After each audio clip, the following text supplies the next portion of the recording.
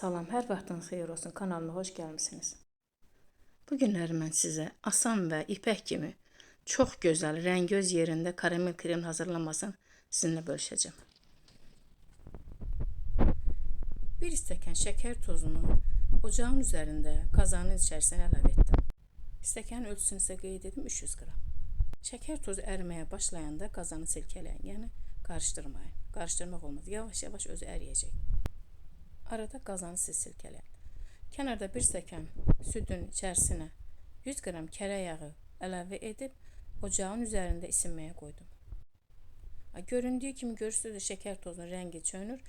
Yavaş-yavaş kazanı silkələyin və qaşıq vurmayın hələlik.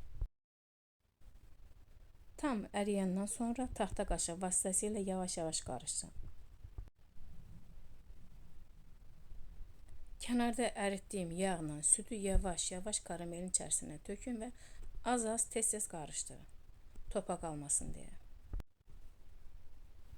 Karamel kremimiz artıq hazır oldu. Tez ocağın altını söndürüb soymağa qoydum. Soyduqdan sonra mən mikserlə çalmağa başladım. İstəsəniz blenderlə də edə bilərsiniz. Mənim əlimin altında hal-hazırda mikser var idi. Bu cür kremimiz hazır oldu. Allah'a emanet olun. Göz haqqınızı halal edin.